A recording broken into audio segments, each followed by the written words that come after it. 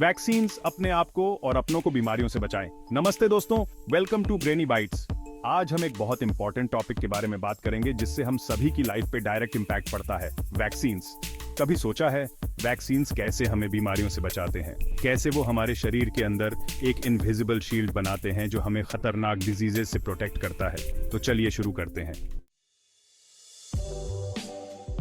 तो सबसे पहले यह समझना बहुत जरूरी है कि वैक्सीन्स हैं क्या। इन सिंपल वर्ड्स, वैक्सीन्स एक तरह की बायोलॉजिकल प्रिपरेशन है जो हमारे शरीर के इम्यून सिस्टम को ट्रेन करती है ताकि वो स्पेसिफिक हार्मफुल पैथोजेंस जैसे कि वायरस या बैक्टीरिया से लड़ सके। इमेजिन करिए कि आपके शरीर के अंदर एक आर्मी है जो आपको बीमारियों से बचाती है। वैक्सीन्स उस आर्मी को ट्रेनिंग देते हैं ताकि वो किसी भी एनिमी अटैक के लिए प्रिपेयर्ड रहे। जब हम किसी स्पेसिफिक डिजीज के अगेंस्ट वैक्सीन लेते हैं तो वो वैक्सीन उस डिजीज के वीकेंड या इनएक्टिव फॉर्म को हमारे शरीर में इंट्रोड्यूस करती है। ये वीकेंड फॉर्म हमारे शरीर को हार्म नहीं पहुंचाता, बट ये हमारे इम्यून सिस्टम को अलर्ट कर देता है। ये अलर्ट होने के बाद हमारा इम्यून सिस्टम उस स्पेसिफिक डिजीज के अगेंस्ट एंटीबॉडीज बनाना शुरू कर देता है और ये एंटीबॉडीज हमारे शरीर में बहुत साल तक रहते हैं। और अगर कभी वो स्पेसिफिक डिजीज हमारे शरीर में दोबारा अटैक करता है तो ये एंटीबॉडीज तुरंत एक्टिव हो जाते हैं और उसे रोक देते हैं। इसी तरह वैक्सीन्स हमारे शरीर को बीमारियों से बचाने में मदद करते हैं। अब हम थोड़ा डिटेल में जानते हैं और समझते हैं कि वैक्सीन्स कैसे काम करते हैं। जैसा कि हमने पहले बात की, वैक्सीन्स हमारे इम्यून सिस्टम को ट्रेन करती है। हमारे शरीर का इम्यून सिस्टम एक कॉम्प्लेक्स नेटवर्क है जिसमें कई तरह की सेल्स और प्रोटीन्स इन्वॉल्व होते हैं जो मिलकर हमारे शरीर को हार्मफुल पैथोजेंस से प्रोटेक्ट करते हैं। जब भी कोई फॉरेन इन्वेडर जैसे कि वायरस या बैक्टीरिया हमारे शरीर में एंटर करता है तो हमारा इम्यून सिस्टम उसे पहचानता है और उसके अगेंस्ट एक्शन लेना शुरू कर देता है। इम्यून सिस्टम का ये रिस्पांस दो तरह का हो सकता है, इनेट और अडेप्टिव। इनेट इम्यूनिटी हमारी फर्स्ट लाइन ऑफ डिफेंस होती है जो हमें जनरल थ्रेट्स से प्रोटेक्ट करती है, जबकि अडेप्टिव इम्यूनिटी स्पेसिफिक पैथोजेंस को टारगेट करती है। वैक्सीन्स मैनुअली हमारे अडेप्टिव इम्यूनिटी को बूस्ट करती है। जब हम किसी स्पेसिफिक डिजीज के अगेंस्ट वैक्सीन लेते हैं तो वो वैक्सीन उस डिजीज के एंटीजन को हमारे इम्यून सिस्टम के सामने प्रेजेंट करती है। एंटीजन वो मॉलिक्यूल्स होते हैं जो हमारे इम्यून सिस्टम को ट्रिगर करती हैं ताकि वो एंटीबॉडीज प्रोड्यूस करें। ये प्रोसेस थोड़ा टाइम कंज्यूमिंग होता है, इसीलिए वैक्सीन लेने के बाद हमारे शरीर को एंटीबॉडीज डेवलप करने में कुछ दिन या हफ्ते लग सकते हैं। वैक्सीन्स का इतिहास बहुत पुराना है और ये ह्यूमन इंजीन्यूटी का एक रिमार्केबल एग्जाम्पल है। ये आइडिया कि हम अपने शरीर को बीमारियों से लड़ने के लिए ट्रेन कर सकते हैं, सेंचुरीज पुराना है। वैक्सीनेशन का कॉन्सेप्ट सबसे पहले चाइना और इंडिया में आया था, जहां स्मॉल पॉक्स को प्रिवेंट करने के लिए वेरियोलेशन का यूज किया जाता था। वेरियोलेशन में हेल्दी इंडिविजुअल्स को इंटेंशनली स्मॉल पॉक्स से इन्फेक्टेड किया जाता था ताकि उनमें माइल्ड फॉर्म में डिजीज डेवलप हो और वो फ्यूचर में सीवियर इन्फेक्शन से प्रोटेक्टेड रहे। मॉडर्न वैक्सीनेशन का क्रेडिट 18th सेंचुरी के इंग्लिश साइंटिस्ट एडवर्ड जेनर को जाता है। जेनर ने ऑब्जर्व किया कि जो मिल्कमेड्स काउपॉक्स से इन्फेक्टेड हो जाती थी उन्हें स्मॉल पॉक्स नहीं होता था। काउपॉक्स स्मॉल पॉक्स से मिलता जुलता एक मिल्डर डिजीज है। इस ऑब्जर्वेशन के बेस्ट पर जेनर ने 1796 में एक एक्सपेरिमेंट किया जिसमें उन्होंने एक यंग बॉय को काउपॉक्स से इन्फेक्ट किया और बाद में उसे स्मॉल पॉक्स वायरस से एक्सपोज किया। बॉय को स्मॉल पॉक्स नहीं हुआ और इसी तरह वैक्सीनेशन का कॉन्सेप्ट एस्टैब्लिश हुआ। जेनर के इस डिस्कवरी ने मेडिकल साइंस में एक रेवोल्यूशन ला दी और दुनिया भर में वैक्सीन्स डेवलप करने का काम शुरू हो गया। चैप्टर 4, वैक्सीन्स के प्रकार। आज हम कई तरह की वैक्सीन्स यूज करते हैं जो अलग अलग प्रिंसिपल्स पर बेस्ड हैं। आइए कुछ कॉमन टाइप्स ऑफ वैक्सीन्स के बारे में जानते हैं। पहला, लाइव एटेन्यूएटेड वैक्सीन्स।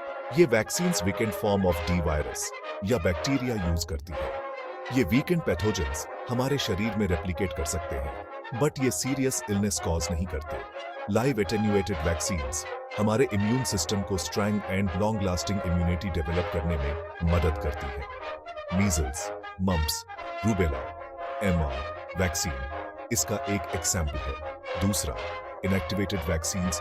इन वैक्सीन्स में वायरस या बैक्टीरिया को केमिकली या फिजिकली इनएक्टिवेट किया जाता है ताकि वो रेप्लिकेट ना कर सके। Inactivated vaccines live attenuated vaccines से कम इफेक्टिव होती है, इसलिए इनके मल्टीपल डोजेस की जरूरत पड़ती है। पोलियो और फ्लू वैक्सीन्स इसके एग्जाम्पल्स हैं। तीसरा, सब यूनिट वैक्सीन्स। ये वैक्सीन्स वायरस या बैक्टीरिया के स्पेसिफिक पार्ट्स जैसे कि प्रोटीन्स या शुगर्स यूज करती है, जिनको एंटीजेंस कहते हैं। सब यूनिट वैक्सीन्स सिर्फ उन एंटीजेंस को टारगेट करती है जो इम्यून रिस्पांस ट्रिगर करते हैं, इसलिए ये जनरली सेफ और वेल टॉलरेटेड होती है। हेपेटाइटिस बी वैक्सीन इसका एक एग्जाम्पल है। चौथा, टॉक्सॉइड वैक्सीन्स। कुछ बैक्टीरिया टॉक्सिन्स रिलीज करते हैं जो बीमारी का कारण बनते हैं। टॉक्सॉइड वैक्सीन्स इन टॉक्सिन्स के इनएक्टिवेटेड वर्जन्स यूज करती है, जिनको टॉक्सॉइड्स कहते हैं। टॉक्सॉइड्स हमारे शरीर को टॉक्सिन्स के अगेंस्ट एंटीबॉडीज डेवलप करने में मदद करते हैं। टिटनेस एंड डिप्थेरिया वैक्सीन्स इसके एग्जाम्पल्स हैं। Chapter 5 vaccine development process. किसी भी वैक्सीन को डेवलप करने और यूज के लिए अप्रूव करने में कई साल लग जाते हैं। ये एक लेंथी और रिगरस प्रोसेस है जिसमें कई स्टेजेस होते हैं। पहला, एक्सप्लोरेटरी स्टेज। इस स्टेज में साइंटिस्ट डिजीज और पोटेंशियल वैक्सीन कैंडिडेट्स के बारे में रिसर्च करते हैं। दूसरा, प्री क्लिनिकल स्टडीज। इस स्टेज में वैक्सीन कैंडिडेट्स को लैब में और एनिमल्स पर टेस्ट किया जाता है ताकि उनकी सेफ्टी और एफिकेसी चेक की जा सके।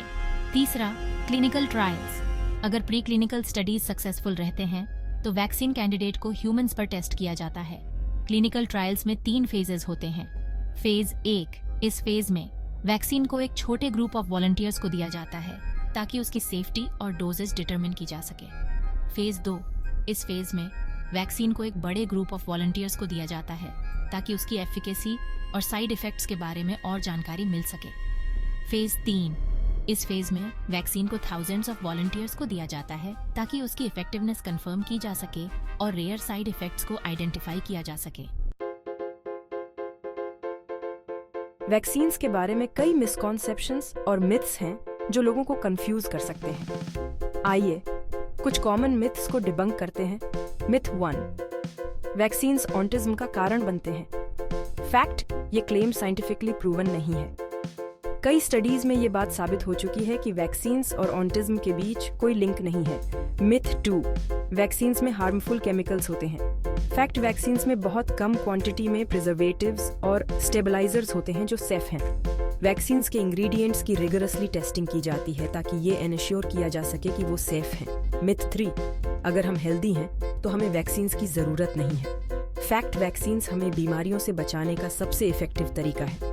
इवन इफ हम हेल्दी हैं तो भी हम बीमारियों के कैरियर्स बन सकते हैं और उन्हें दूसरों में फैला सकते हैं। मिथ 4, नेचुरल इम्यूनिटी वैक्सीन से बेटर है। फैक्ट, नेचुरल इम्यूनिटी भी प्रोटेक्शन प्रोवाइड करती है, बट ये रिस्की हो सकती है।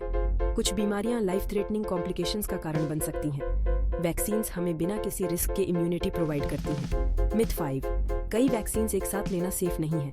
फैक्ट, कई वैक्सीन्स एक साथ लेना सेफ है। पीडियाट्रिशियंस और डॉक्टर्स अक्सर मल्टीपल वैक्सीन्स एक साथ रेकमेंड करते हैं ताकि बच्चों को बीमारियों से जल्दी प्रोटेक्ट किया जा सके।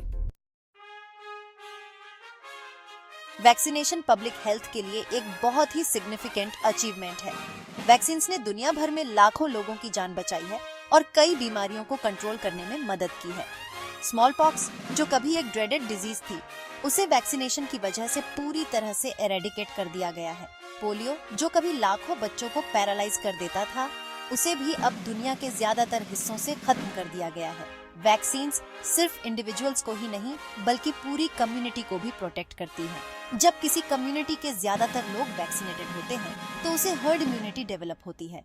हर्ड इम्यूनिटी उस कम्युनिटी के उन मेंबर्स को भी प्रोटेक्ट करती है जो किसी वजह से वैक्सीनेटेड नहीं हो सकते, जैसे कि न्यूबॉर्न बेबीज, एल्डरली पीपल या वीकेंड इम्यून सिस्टम वाले लोग। वैक्सीनेशन से हेल्थ केयर सिस्टम पर भी बहुत पॉजिटिव इम्पैक्ट पड़ता है। साइंस और टेक्नोलॉजी में एडवांसमेंट्स के साथ वैक्सीन्स का फ्यूचर बहुत प्रॉमिसिंग है। साइंटिस्ट्स कॉन्स्टेंटली नई और एडवांस्ड वैक्सीन्स डेवलप करने के लिए रिसर्च कर रहे हैं जो और भी इफेक्टिव, सेफ और इजीली एडमिनिस्टर्ड हो सकें। नैनो टेक्नोलॉजी, जीनोमिक्स और सिंथेटिक बायोलॉजी जैसी फील्ड्स में होने वाली रिसर्च से नई जनरेशन की वैक्सीन्स डेवलप करने में मदद मिल रही है। ये नई वैक्सीन्स एक्सिस्टिंग वैक्सीन्स की लिमिटेशंस को दूर कर सकती हैं और नई बीमारियों के अगेंस्ट भी इफेक्टिव हो सकती हैं। कैंसर, HIV, एड्स और अल्जाइमर डिजीज जैसी क्रॉनिक डिजीजेस के अगेंस्ट वैक्सीन्स डेवलप करने के लिए भी रिसर्च चल रही है। अगर ये रिसर्च सक्सेसफुल रही तो ये हेल्थ केयर में एक रेवोल्यूशनरी चेंज ला सकती है। पर्सनलाइज्ड वैक्सीन्स जो इंडिविजुअल्स के जेनेटिक मेकअप के हिसाब से डिजाइन की जाएंगी भी फ्यूचर में एक रियलिटी बन सकती हैं। दोस्तों, आज हमने वैक्सीन्स के बारे में बहुत कुछ जाना। हमने देखा कि वैक्सीन्स कैसे काम करती हैं, उनका इतिहास क्या है और उनके कितने टाइप्स होते हैं। वैक्सीन्स हमें और फ्यूचर जनरेशन्स को बीमारियों से मुफ्त दुनिया देने में मदद कर सकती हैं। तो आइए हम सब मिलकर वैक्सीनेशन को अपना फर्ज समझें और अपने आप को और अपने प्यारों को बीमारियों से बचाएं। लाइक, शेयर और सब्सक्राइब करना ना भूलें।